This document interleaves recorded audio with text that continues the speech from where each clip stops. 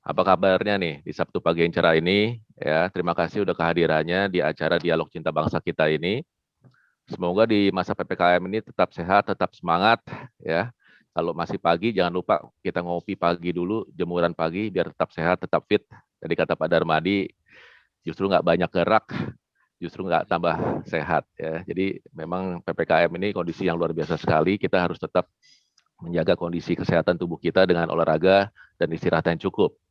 Nah, tidak terasa kita sudah masuk nih ke hari 15 PPKM tahap pertama. Banyak pihak yang kontra dengan kebijakan pemerintah tentang PPKM ini. Bahkan PPKM ini kan singkatannya pemberlakuan pembatasan kegiatan masyarakat. Banyak dipersetetkan ya. Banyak yang bilang bahwa PPKM ini para pengusaha kembali miskin, ada yang bilang para pegawai kembali mumet ya. Kenapa? Karena memikirkan dampak PPKM ini kepada dapur bisnisnya yang tidak bisa berjalan dengan baik, tidak bisa berjalan dengan lancar. Maka pada Sabtu hari ini kita mengangkat topik bendera putih Jokowi, gagal atau berhasil dalam penanggulangan COVID-19. Nah, pada pagi hari ini juga saya ditemani oleh partner saya, moderator Bang Jos, saya panggilnya Bang Jos nih, yang selalu hits dan awet muda. Tadi katanya Pak Darmadi ya, rambutnya juga khusus kalau orang ketemu Ya, dipikirnya dari luar negeri gitu ya. Selamat pagi Bang selamat pagi Jos. semua. Ya, nah ini Selamat perkenal pagi juga semua, selamat pagi dan teman-teman. ya. Nah, Bang Jos juga ini Ketua Joshua ini Ketua DPC Banteng Muda Indonesia Jakarta Utara ya kan yang akan membawa bersama-sama saya menjadi moderator pada pagi hari Ya, ini. Nah, yang istimewa lagi, kita juga kehadiran tamu istimewa ini Bapak Darmadi Durianto, ya, politisi senior dari Partai Demokrasi Indonesia Perjuangan dan juga anggota DPR RI Komisi 6. Nah, eh, saya akan mulai dengan beberapa pertanyaan dulu ya, Pak Darmadi ya. Selamat datang nih, Pak Darmadi.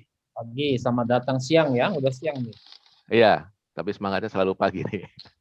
Ya, pagi menjelang siang. Terima kasih udah kesediaan hadirnya Pak Darmadi. Saya tahu Pak Darmadi sibuk sekali. Ya, tapi saya pikir ini penting juga untuk kita mengedukasi masyarakat yang ada saat ini. Kenapa? Karena beberapa pihak-pihak oposisi terus menaikkan berita-berita mengatakan bahwa pemerintahan kita sudah gagal dalam menghadapi pandemi COVID yang kali ini. Nah, saya akan mulai dulu dengan beberapa pertanyaan-pertanyaan awal sebelum nanti masuk ke dalam pertanyaan utama yang tentunya nanti sesuai dengan topik kita pada siang hari ini.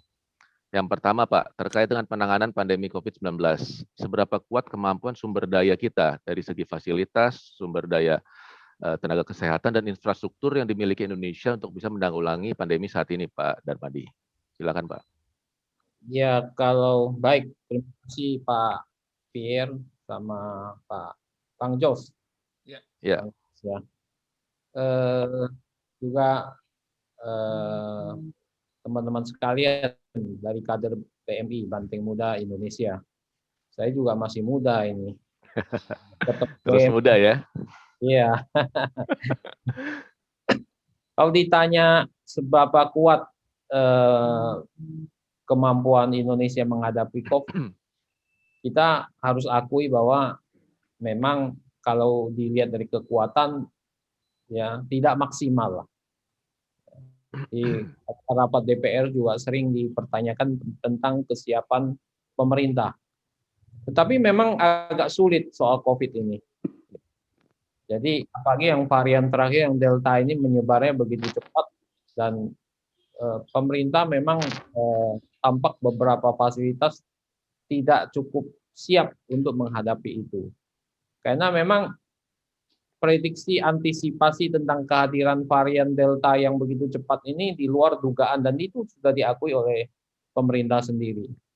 Jadi dari mulai rumah sakitnya, peralatannya, oksigennya, obatnya, ya. Kenapa? Karena memang agak kurang kurang bisa mengantisipasi perubahan supply and demand. Jadi ini kan demand-nya ini kenceng nih, Pak Pierre sama Pak Bang Jos nih. Demand-nya tiba-tiba naiknya tinggi sekali, sementara Ya. supply-nya nggak bisa ngikuti. Ya, kenapa demand bisa tinggi? Yang nggak bisa diantisipasi adalah memang yang panic buying dan sebagainya ini. Ya, terutama yang panic buying, maka bisa kelangkaan oksigen, obat dan sebagainya. Nah, ini terjadi. Tapi secara fundamental ekonomi kita cukup bagus kok, ya. Sampai dengan triwulan pertama kita sudah bagus penataannya. Memang akhirnya datang second wave, gelombang kedua ini yang kurang bisa diantisipasi dan ini nantinya yang mungkin akan memukul beberapa sektor di bidang ekonomi dan lain-lain begitu. Itu Pak Pierre. Ya, yang kedua Pak Darmadi, banyak pihak-pihak yang mengatakan program PPKM darurat ini tidak tepat pada saat ini, ya kan, terutama beberapa pihak-pihak oposisi, ya kan. Nah, kira-kira pendapat Pak Darmadi bagaimana nih, PPKM tahap pertama ini memang keputusan yang tepat dan apakah efektif dalam pelaksanaannya, Pak? PPKM darurat ini memang harus dilakukan. Di banyak negara juga dilakukan seperti kayak gini di India dan sebagainya. Jadi harus dilakukan karena kalau tidak dilakukan, kalau kasus hariannya meningkat terus-menerus, tentu fasilitas kesehatan kita akan hancur. Ya, rumah sakit nggak bisa menampung, persediaan obat, oksigen dan sebagainya tidak bisa menampung, dan ini akan membawa konsekuensi yang cukup parah di Jakarta saja. Di Jakarta ini, yang fasilitas kesehatannya bagus, rumah sakitnya banyak, ya pusat ibu kota, itu aja sudah kita lihat agak terseok-seok menghadapi ini. Banyak keluhan-keluhan.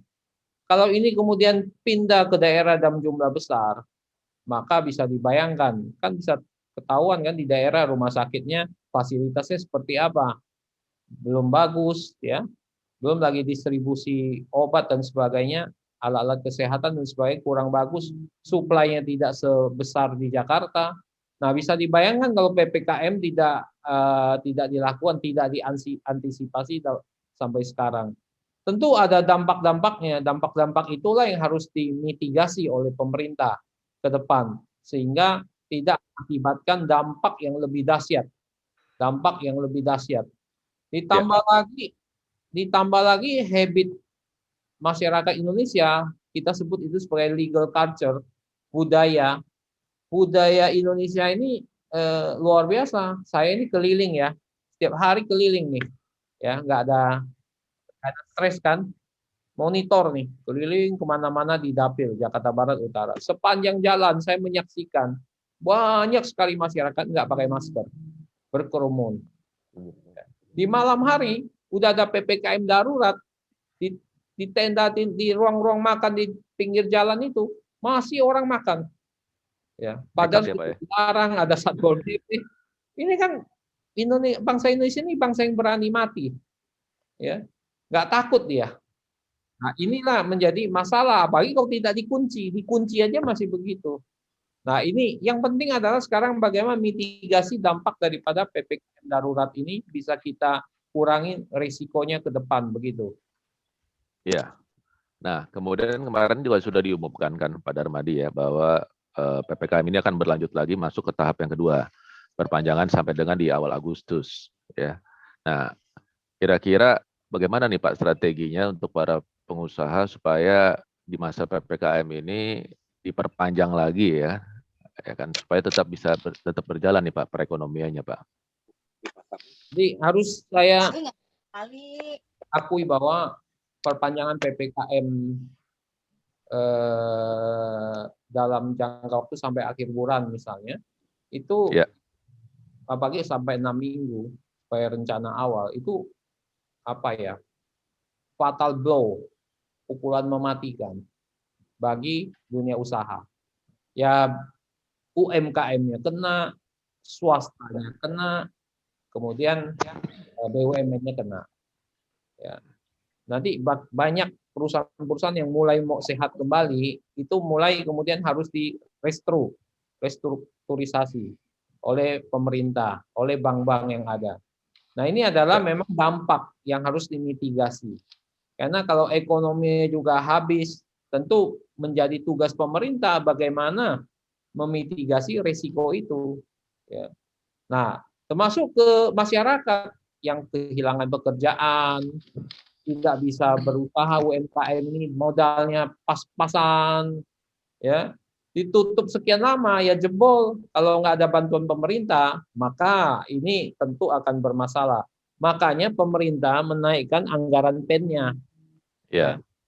Pemulihan ekonomi nasional, anggaran itu dinaikkan di mana hampir 50 triliun itu untuk UMKM, ya. Oh, Jadi total besar yang ya. dinaikkan itu adalah hampir 120 triliun untuk penambahannya.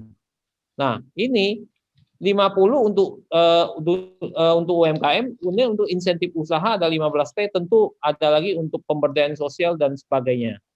Jadi kita melihat bahwa ada penambahan 225 triliun lebih, itu yang akan siap digelontorkan sehingga PEN itu nilainya menjadi 924 triliun begitu. Jadi pemerintah Ya. sebenarnya sudah siapkan. Semakin lama PPKM ini diperpanjang, semakin rusak ekonomi, semakin Ya. rusak kehidupan rakyat, semakin sulit diperbaiki. Ya, jadi ini yang harus disikapi oleh pemerintah. Tentu nanti bagaimana pemerintah mendapatkan dana? Pertanyaan nih kembali, ya kan? Ya. Ya. Kan pasti defisit nih, pajak turun kan?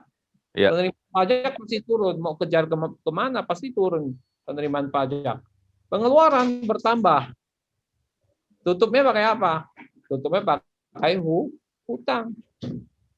Berarti defisit anggarannya itu nggak bisa dikembalikan tahun 2022 atau 2023, harus kembalikan ke defisit anggaran 3%. Sekarang kan udah 5% lebih. Ya. Ya, kalau ini terus berjalan, pasti defisit anggaran sampai selesainya Presiden Jokowi itu tetap akan di atas 3%.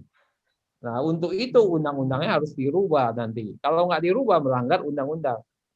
Karena undang-undang nomor 2 ya, itu berlakunya hanya sampai 2022. Setelah itu berlaku lagi defisit anggaran nggak boleh lebih dari 3%. Ya. Hutang juga nggak boleh lebih dari 60% dari PDB. Nah, kalau ini berpanjangan terus, variannya muncul, apalagi Delta, apalagi itu, Pierre.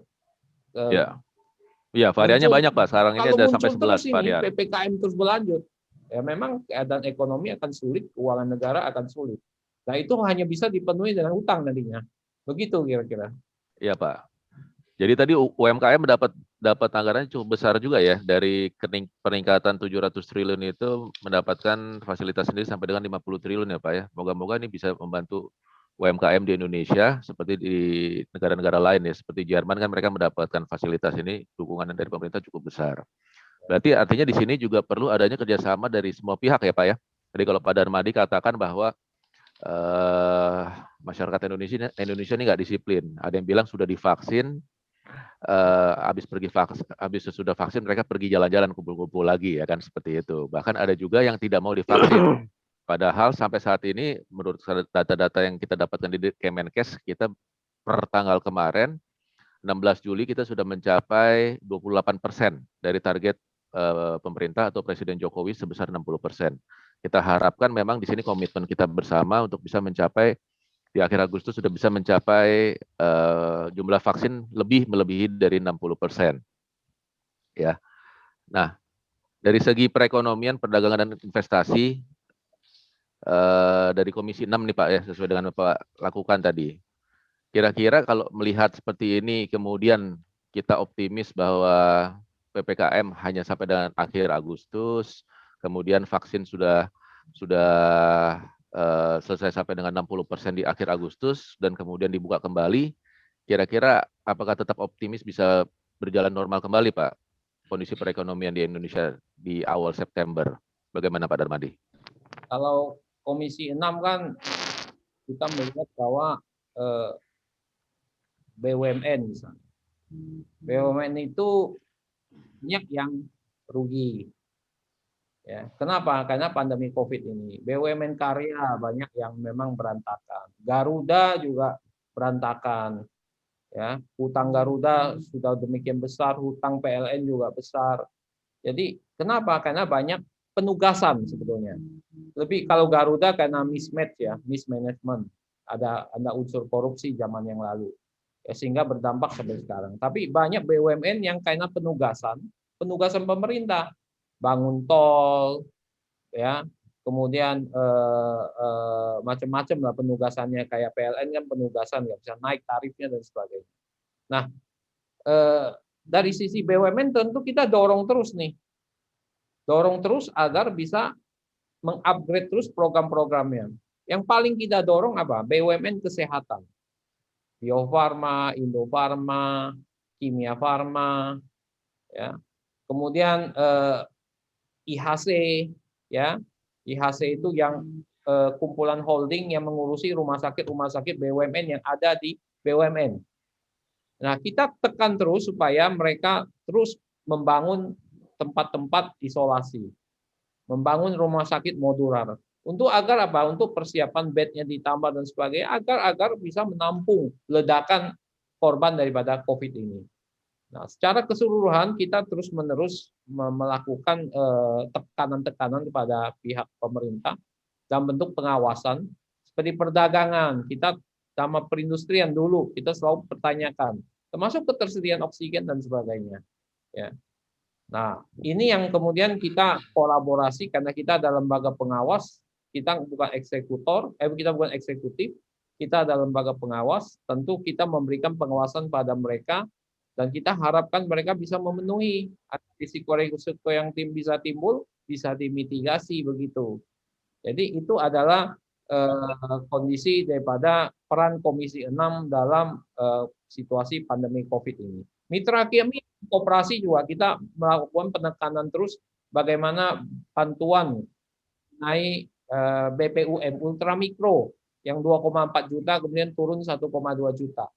Yang hanya 20 triliun. Itu terus-menerus kita tekan kepada mereka agar penyebarannya lebih merata dan sebagainya. Tapi memang sekali lagi anggaran pemerintah itu kan memang terbatas. Anggaran di Komisi 6 itu banyak dipotong untuk refocusing dan realokasi. Kemana? Ke Kementerian Kesehatan, Sosial dan sebagainya.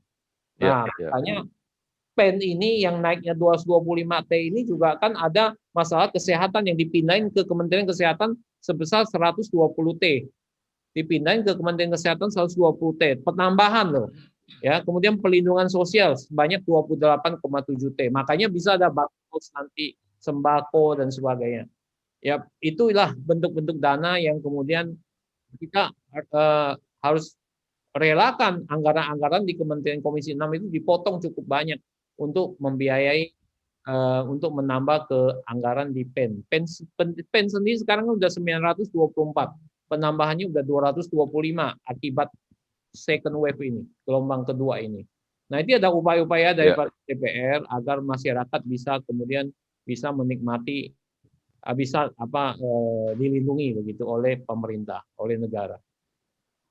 Moga-moga kita harapkan di gelombang kedua ini bisa cepat selesai ya Pak ya penanganannya. Dan memang sekali lagi dibutuhkan kerjasama dari semua pihak untuk bisa mendukung program-program vaksin yang sudah dilakukan oleh pemerintah kita pada saat ini.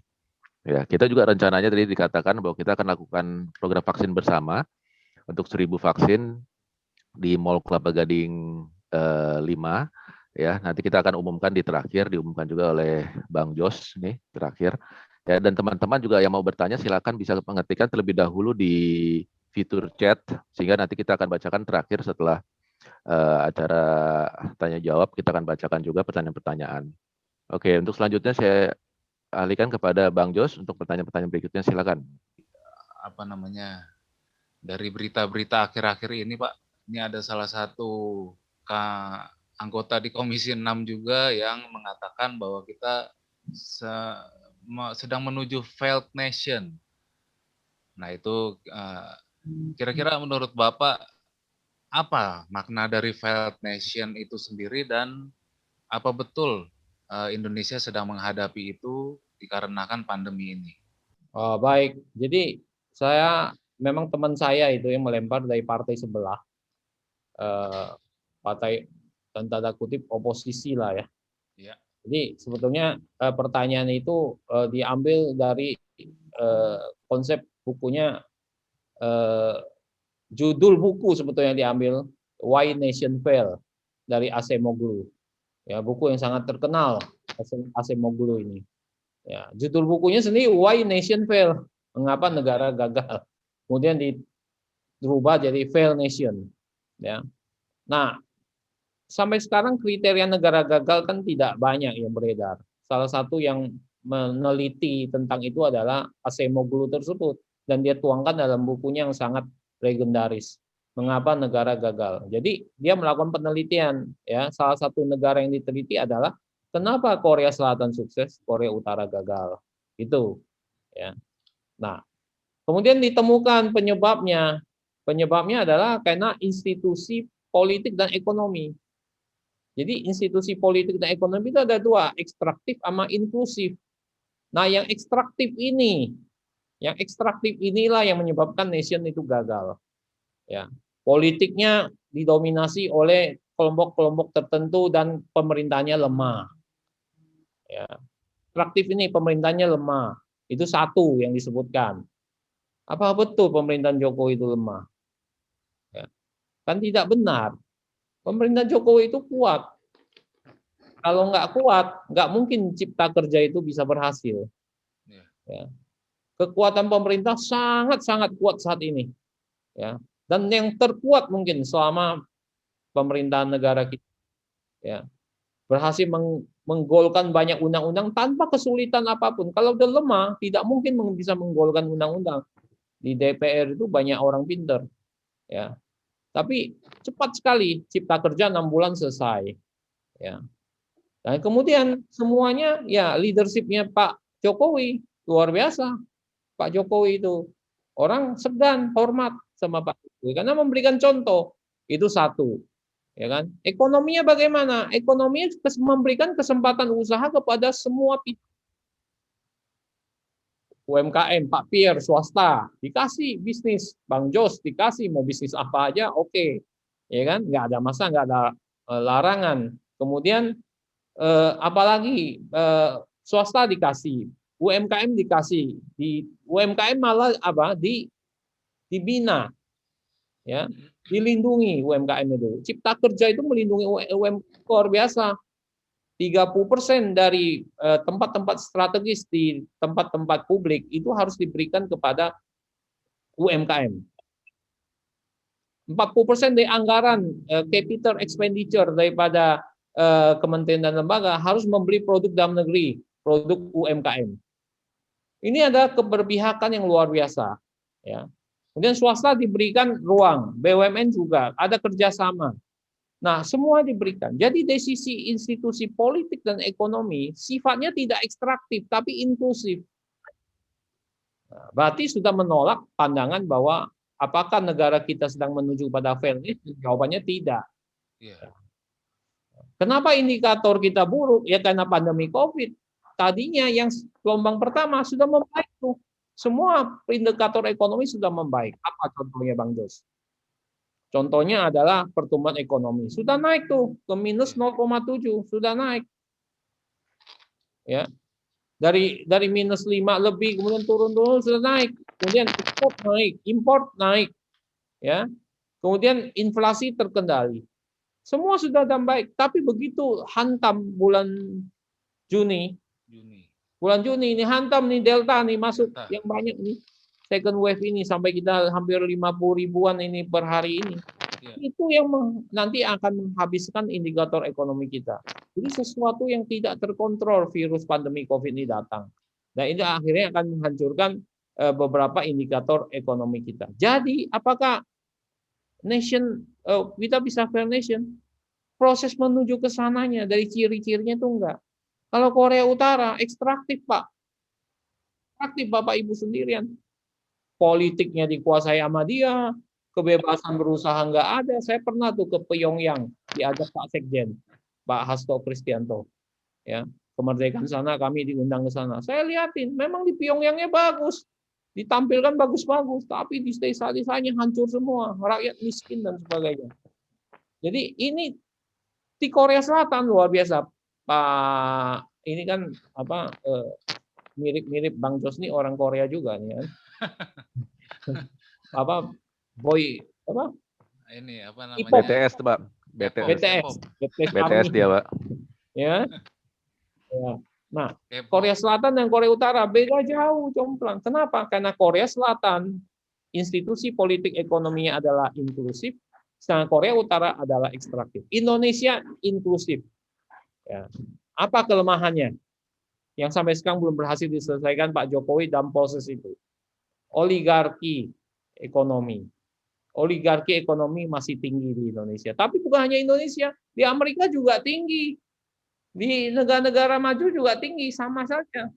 Bahwa 1% di Indonesia menguasai 45% sampai 50%. Ya. Tapi di Amerika juga tinggi juga begitu. Jadi itu oligarki ekonomi memang yang menyebabkan salah satu yang menjadi tugas berat Pak Jokowi yang harus diselesaikan juga. Saya pikir itu Bang Jos. Ya, berarti ada yang halusinasi ya Pak di komisi Bapak. Kalau failed nation apa Indonesia ini katanya sedang menuju failed nation. Ya, itu kan tugas dia Bang Jos untuk mendongkrak elektabilitas. Iya, mungkin seharusnya sih kita sebagai salah satu mungkin politisi-politisi baik oposisi maupun yang berada di sisi pemerintah seharusnya sih bahu membahu ya Pak. Ya. Bukan saling justru mencari popularitas tapi menggelontorkan isu-isu yang justru membuat orang berpikir apakah betul kita akan jatuh nantinya gitu kan. Jadi merubah mindset seseorang yang mungkin yang tidak terlalu mengerti mengenai situasi bangsa sekarang ini, termakan isu mentah-mentah bahwa Indonesia akan hancur dan akhirnya mungkin akan terjadi chaos di mana-mana. Itu kan yang sesuatu yang tidak kita harapkan dan seharusnya tidak digelontorkan oleh politisi-politisi. Nah, untuk pertanyaan selanjutnya ini juga ada bukan isu ya Pak, berita mungkin yang valid juga seperti Bank Dunia menyatakan Indonesia turun kelas. Nah, itu statementnya seperti itu dari indikasinya seperti apa Pak? Ya, karena gini, kriteria kelas yang di setting oleh Bank Dunia itu kan berdasarkan dua pembagiannya. Berdasarkan GNI, Gross National Income, jadi income bruto, ya. Jadi kalau misalnya dari 4.000 sekian lah ke 12 ribuan tuh menengah atas, ya. Kemudian di bawah 4.000, dari 1.000 sampai 4.000 itu menengah bawah. Nah, Indonesia 2019 sempat naik. Bagus kan Indonesia ini? Naik ke menengah atas 2019, di mana saat itu 4.070 Indonesia. 4.070. Nah, kemudian di tahun 2020 karena pandemi Covid ini kemarin, ya turun menjadi 3.800-an. Jadi masuk ke kelas menengah bawah. Akhirnya diturunkanlah, dianggap turun kelas karena apa? Karena GNI-nya itu turun, pendapatan brutonya itu turun. Nah, ini yang kemudian ya Bank Dunia keluarkan berdasarkan kriteria tersebut. Jadi turunnya sebetulnya 130 US gitu, 130 US ya. Nah, ini kemudian dikelompokkan dia masuk dalam menengah bawah. Tentu ini ada konsekuensi juga. Ya, tapi juga ada plus minus juga lah. Konsekuensi tentu aja kita bisa melihat bahwa minat investasi asing ke sini tentu akan melihat pada GNI kita. Mungkin agak kurang atraktif, kurang menarik. Ya kan? Kenapa? Karena dia melihat bahwa GNI Indonesia kok turun gitu kan. Tetapi plus minusnya juga ada. Plusnya apa? Kalau cari pinjaman itu suku bunga akan lebih rendah karena dianggap menengah bawah. Jadi itu. Terus kalau kemudian kelemahan kedua, keuntungan keduanya adalah nanti ada perlakuan tarif istimewa tuh. Misalnya kita mau ekspor ke Amerika tekstil, itu biasa dikasih tarif istimewa, ada GSP namanya. Jadi itu sehingga barang kita lebih mengalir lebih cepat ke sana karena barangnya akan lebih murah karena ada pemberlakuan tarif yang berbeda. Jadi ada plus minus, tapi secara keseluruhan memang gengsi kita turun di dunia luar. Ya, gengsi kita akan turun. Nah, ini kita juga memang harus hati-hati dalam menyikapi ini. Tapi karena memang pandemi itu merusak semuanya, akhirnya turunlah. 2021 bagaimana? 2021 semester pertama kan bagus tuh. Ya, setuju ya Bang Jos? Ya, Sampai Juni kan, sampai Mei kan kita bagus itu. sebelum Delta masuk. Nah, sebelum Delta masuk. Yang kita naik ini kan di Juni ini. Ya. Juni, Juli mulai. Juli Ya. paling parah. Juni, Juli. Nah, kalau ini berkelanjutan semester keduanya akan hancur. Triwulan pertama kan pertumbuhan ekonomi kita hanya minus 0,7. Triwulan kedua sudah plus. Nah, ketiga akan minus lagi, keempat mungkin akan kita nggak tahu pandemi ini akan berakhir sampai kapan. Nah, inilah kemudian kalau kemudian berlanjut lagi terus-menerus sampai akhir tahun, ya nanti GNI kita akan turun lagi. Ya, itulah Bank Dunia mengklasifikasinya berdasarkan dua kriteria daripada gross national income tersebut begitu. Itu Bang Jos. Ya. Lalu nih Pak, ini ada statement dari media, beberapa media juga, di mana Menko Perekonomian Pak Erlangga katanya lebih fokus pada pemulihan ekonomi dan justru malah dianggap gagal menangani pandemi ini. Jadi lebih mengutamakan pertumbuhan ekonomi, ya memang seharusnya juga itu kita harus iakan, tapi di samping itu ada statement bahwa pandemi ini justru gagal dihadapi oleh pemerintahan saat ini. Apa betul seperti itu, Pak? Kita lihat nih sisi apa nih yang gagalnya kan? Bukan gagal sih, terlalu lamban. Ya, terlalu lamban. Ya. Antisipasi tadi perubahan supply and demand. Apa yang berubah? Ya. Penawaran dan permintaan. Kalau kita belajar teori ekonomi kan gitu kan. Demand pasti naik nggak sama produk-produk gituan? Pak Pierre pasti resah dong. Pasti. Apalagi oksigen, Pak. Oksigen, obat. Saya yakin di rumah Pak Pierre udah ada oksigen. Ya kan? Masih nunggu dari Pak Darmadi, Pak, kirim. Soalnya kan orang berpikir, ini tiba-tiba saya kena nih, susah nafas nih, saya cari oksigennya nggak ada. Lebih baik saya punya payung sebelum hujan. Kalau barangnya ada kan orang nggak beli duluan. Karena barangnya nggak ada, kemudian di media sosial ditiup terus, takut orang, parno. Nah, kan kita sekarang parno nih, parano semua. Ya. Susu beruang aja habis, Pak. Isuin apa? Susu beruang. Ya. Diisuin apa aja habis pokoknya, nggak so efektif habis gitu. Kesempatan marketing ya Pak ya? Ya marketing kan. Jadi demand kan pasti naik. Kalau kemudian pemerintah bilang, stop. Kalau yang nggak sakit jangan beli oksigen, jangan beli obat duluan. Dengar nggak masyarakat kira-kira? Nggak dengar Pak. Ya, yang dia dengar kan nyawa dia dulu, nyawa keluarga dia. Itu kan yang terjadi sekarang. Akhirnya apa? Demand akan naik. Permintaan akan naik, supply-nya nggak ditambah. Nah inilah industri kesehatan kita dari dulu sampai sekarang itu sangat tergantung sama impor, gitu. Sangat tergantung sama impor. Bahan baku obat juga impor, semua impor. Kenapa sih bisa demikian? Kenapa bisa demikian? Karena kalau orang impor lebih murah modalnya daripada bikin pabrik di sini. Betul. Ya kan? Siapa yang mau lakukan? Kalau nggak Pierre sudah bangun pabrik. Satu lagi, dia nggak mau hanya sekolah aja, dia udah bangun pabrik. Ya kan? Jadi kenapa? Kan hitung-hitung sama kayak elektronik juga gitu kan. Hitung-hitung, kok lebih murah import, makanya tutup tuh pabriknya dulu tuh. Ya kan? Nah ini kan pemerintah harusnya memberikan insentif kepada orang yang membuka pabrik sini, menciptakan lapangan kerja. Nah, harus diusulkan terus tuh Pak. Kalau saya jadi menterinya sih, ya saya kasih insentif semua pabrik itu, ya jadi itu, ya. Mantap Pak. Orang bangun pabrik sini, ciptakan lapangan kerja. Kalau kemudian impor lebih murah, Pak Pierre juga impor kan? Benar ya. Pak. Ya, itu yang terjadi. Karena industri kesehatan kita ya pemerintah dari dulu sampai sekarang itu tidak terlalu memperhatikan soal industri kesehatan. Akibatnya apa?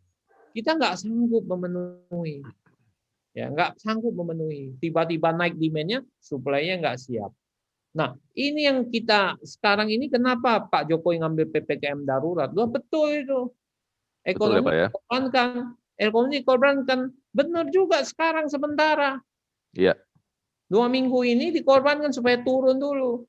Karena kalau nggak dikendalikan, bisa bayangkan nggak? Rumah sakit nggak ada, ruangan nggak ada.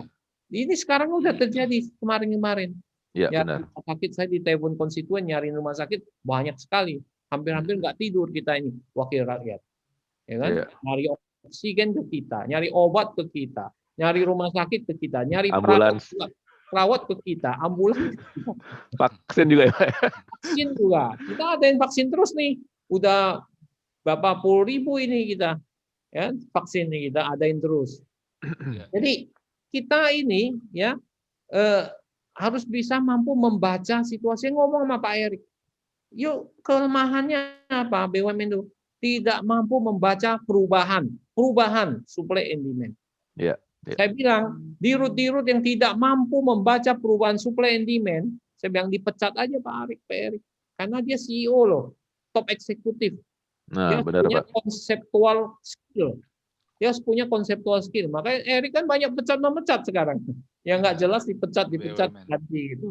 Terus di merger juga ya perusahaan-perusahaannya ya. Merger holding dikuatkan, Iya. dikuatkan supaya kuat sehingga terkonsolidasi.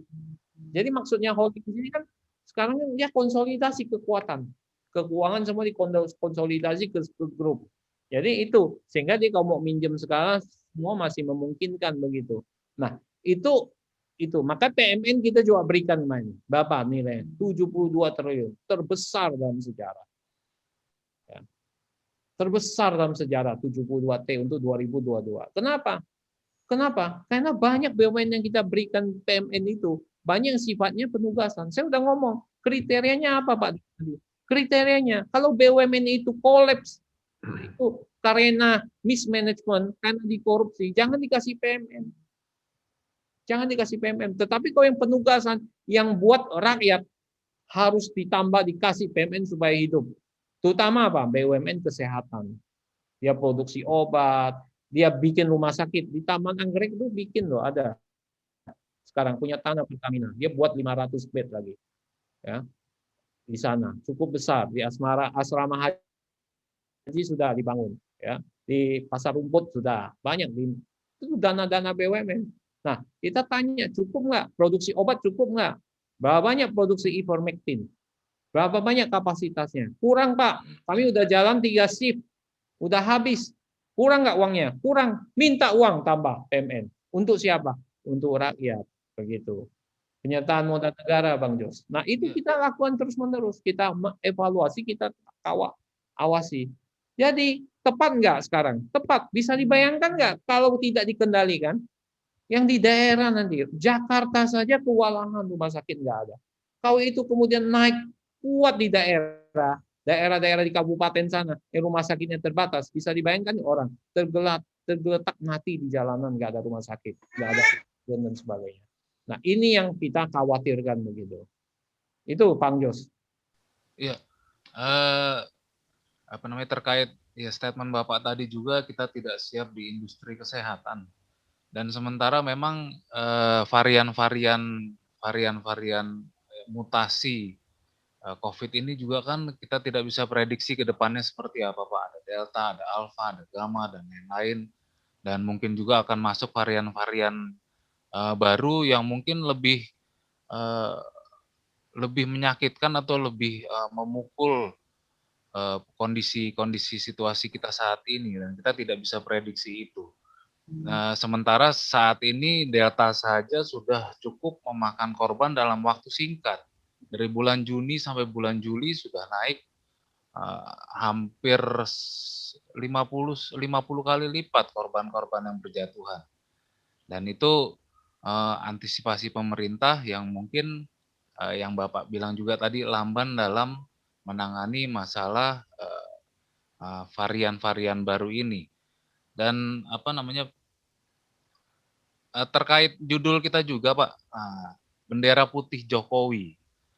Nah, menurut Bapak, kira-kira dalam waktu ke depan ini dengan varian-varian baru yang tidak bisa kita prediksi, apa betul suatu saat nanti mungkin dalam waktu singkat atau dalam masa yang panjang selama pemerintahan Jokowi ini akhirnya akan mengibarkan bendera putih dan menyerah dengan situasi pandemi yang tidak bisa dikendalikan, atau justru dengan pengendalian pemerintah saat ini melalui PPKM ataupun melalui strategi-strategi ekonomi dan kesehatan pemerintah saat ini, pemerintah tidak akan pernah mengibarkan bendera putih dan justru akan semakin mengendalikan situasi pandemi saat ini. Menurut Bapak gimana, Pak? Jadi kalau pemerintah sendirian nggak akan kuat. Pemerintah harus dibantu oleh rakyatnya. Nah, kalau rakyat tidak menyadari tentang bahaya COVID ini masalah loh. Masalah ke depan. Ya. Hasil survei kan tadi saya baca dikirim oleh teman. Jakarta itu yang nggak mau divaksin aja masih banyak. Iya, betul. Ya kan? Banyak Betul, yang kan? takut dan banyak yang anti. Ya, jadi hasil penelitian ternyata 33% warga DKI nolak vaksin. Iya, betul. Ya kan? 33%, Pak. Banyak Ya, juga ya. banyak. Banten 31%, Jawa Timur 22%. Itu Nah, Jawa Tengah yang paling banyak mau menerima vaksin. rata-rata menolak karena apa, Pak? Karena belum tahu, masih curiga. Nah, Oh, masih belum percaya adanya COVID kali ya. karena di medsos kan banyak tuh macam-macam. Ada dokter Lois atau siapapun ngomong soal A, soal B, semua berpendapat. Dokter Pierre ngomong apa kan? Hak kita ngomong kan sah-sah aja, orang ngomong sembarangan sekarang di saat-saat kayak gini loh. Mempengaruhi masyarakat itu. Yang jelek mudah diterima, yang bagus susah diterima. Ya kan? Jadi itu yang terjadi. Nah, pemerintah sudah berupaya dengan kemampuannya. Ya. Sudah menaikkan pen, sudah antisipasi, sudah menambah anggaran kesehatan, sudah beli vaksin begitu banyak, yang sudah komit aja presentasi kemarin sudah 400 jutaan, ya kan? Jadi vaksin di mana-mana, cuma memang saran saya vaksin ini diperluas. Jadi semua dari kita ya itu yang organisasi bisa melakukan vaksin itu mintanya kita sehingga lebih cepat ya. Lebih cepat bisa melakukan strategi perluasan vaksin. Nah, itu semua sudah dikerjakan. Tapi kan kita nggak tahu vaksin ke depan apa yang datang. Habis Delta ini, apalagi, ya kan? Gamma, Kappa, apa banyak sekali nama-namanya. Ya, jadi kayak film apa, Bang Jos, film zombie tau nggak? Zombie itu, ya. Orang satu-satu kan ditularin kan, sampai selesai semua. Ya, hanya berapa yang tersisa, pemain utamanya aja kan tersisa kan. Ya kan? Jadi itu yang kita takutkan karena masyarakat masih berkerumun dan sebagainya. Jadi kalau pemerintah tidak dibantu rakyat nggak bisa. Maka strategi tercepat harus bersama-sama ya, Pak. Penyebaran vaksin. Jokowi nggak mungkin kebarkan bendera putih, dia berupaya terus. Ya, tahu Pak Presiden ini orangnya kuat pendirian. Optimis, kuat gerakannya, leadershipnya kuat sekali. Jadi nggak mungkin kibarkan bendera putih dan memang nggak boleh dia kibarkan bendera putih di saat-saat kayak gini. Yang harus dia kibarkan itu bendera putih.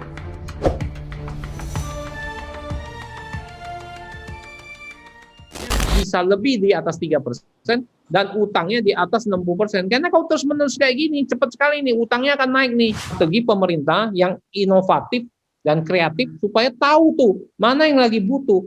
Yang seperti